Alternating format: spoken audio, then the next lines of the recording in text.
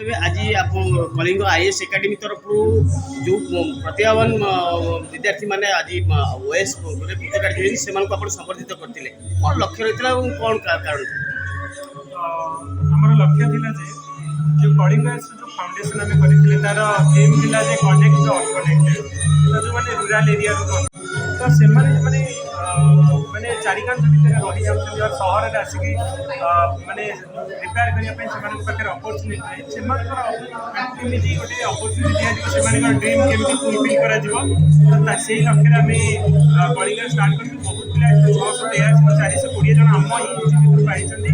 ତ ସେମାନଙ୍କୁ ଫେଲିସିଏଟ୍ କରାଯାଉଥିଲା। ଆଉ ଯେଉଁ ଆମେ କହିବା ଯେଉଁ ପୁରା ଟୋଟାଲ ଆମର ସୋସାଇଟି ଯେଉଁ ମାନେ ମାନବୀୟ ଲୋକ ଥିଲେ, ଯେମିତିକି ସ୍ପୋର୍ଟସରେ ଆମେ ଦେଖିଲେ ଅଲମ୍ପିଆନ୍ ଆସିଥିଲେ, ଅଲମ୍ପିଆନ୍ ଯେଉଁ ଗୋଲ୍ଡ ମେଡାଲିଷ୍ଟ ଆସିଥିଲେ, ଏସିଆନ୍ ଗୋଲ୍ଡ ମେଡାଲିଷ୍ଟ ଆସିଥିଲେ, ତା ସାଙ୍ଗରେ ଆମର ସିଙ୍ଗର ଆସିଥିଲେ ଆଣ୍ଡ ଆକ୍ଟର ବି ଆସିଥିଲେ। So all section of the ସୋସାଇଟିର ସେମାନେ ଆସିଥିଲେ। ତ ଗୋଟେ ମେସେଜ୍ ଆମର ଯାଉଛି ଯେ ଓଡ଼ିଶାକୁ ଆମେ ଗୋଟେ ବିକଶିତ ଓଡ଼ିଶା ଭାବରେ ଆମେ ଗଢ଼ିବାକୁ ଚାହୁଁଛେ।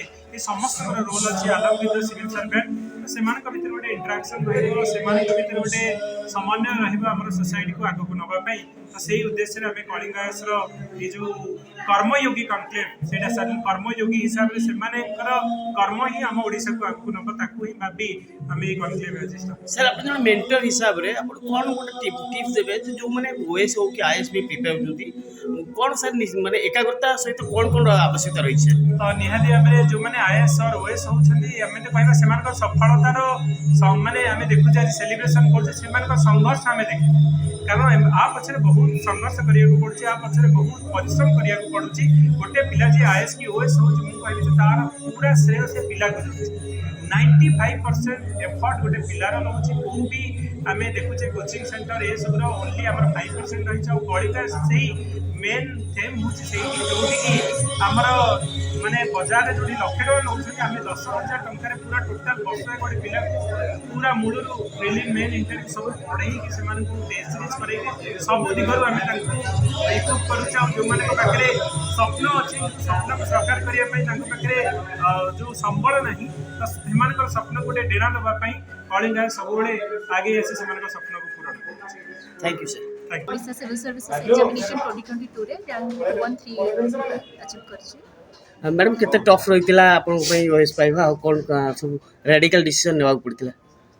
ଏକ୍ଜାମଟା ତ ଗୋଟେ 1 ଇୟର୍ର ପ୍ରୋସେସ୍, ନିହାତି ଟାଇମ୍ ବି ଦରକାର। ଆଉ ଯେହେତୁ ଏତେ କମ୍ପିଟିଟିଭ୍ ଏକ୍ଜାମ୍, ତ ଏଥିପାଇଁ ବହୁତ ସାରା ପରିଶ୍ରମ କରିବାକୁ ପଡ଼େ।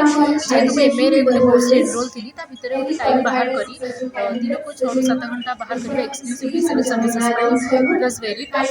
ବଟ୍ ଯାହା ହଉ ଗୋଟେ ଷ୍ଟ୍ରଗଲ୍ ଥିଲା, ଗୋଟେ ସାକ୍ରିଫାଇସ୍ ଥିଲା, ଆଉ ଆଜି ତ ରେଜଲ୍ଟ ମିଳିଛି। ମ୍ୟାଡ଼ାମ୍ କଳିଙ୍ଗ ଆଇଏଏସ୍ ଏକାଡେମୀ ତରଫରୁ ଆପଣଙ୍କୁ ସମ୍ବର୍ଦ୍ଧିତ କରାଗଲା ଏବଂ କ'ଣ ଗୁରୁମନ୍ତ୍ର ରହିବ ଅନ୍ୟମାନଙ୍କୁ ଯେଉଁମାନେ ପ୍ରିପେୟାର ହେଉଛନ୍ତି?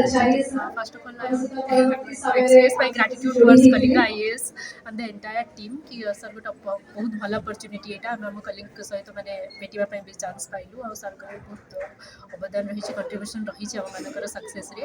हम कहबी परिश्रम कले कंसिस्टेंट मेंटेन कले निहाती सफलता पाई। ଆପଣ କେତେ ଖୁସି ଅଛନ୍ତି ଓଏସ୍ରେ ନା ଆଗକୁ ପୁଣି ଆଉ କିଛି ଟ୍ରାଏ କରିବେ ମ୍ୟାଡ଼ାମ୍? ନା ନିହାତି ସିଭିଲ୍ ସର୍ଭିସ୍ ୟୁପିଏସସି ପାଇଁ ତ ଲକ୍ଷ୍ୟ ରହିଛି, କିନ୍ତୁ ଓଏସ୍ ପାଇଁ ବହୁତ ଖୁସି ଲାଗୁଛି। It was just a stepping stone, ଆଗକୁ ଆହୁରି ବହୁତ କିଛି କରିବାର ଅଛି। କେଉଁ ଡିପାର୍ଟମେଣ୍ଟରେ କେଉଁଠି ପୋଷ୍ଟିଂ ହେଇଛି ଆପଣଙ୍କର? ଏପର୍ଯ୍ୟନ୍ତ ତ ପୋଷ୍ଟିଂ ଆଉ ଡିପାର୍ଟମେଣ୍ଟ ଜଣାପଡ଼ିନି। ଓରିଏଣ୍ଟେସନ୍ ପରେ ସର୍ଭିସ୍ ପ୍ରିଫରେନ୍ସଟା ଜଣାପଡ଼ିବ, ସର୍ଭିସ୍ ଆଲୋକେସନ୍। जो भी डिपार्टमेंट वो चाहिए 100% इंटीग्रेटेड, ताकि जस्टिस। Thank you.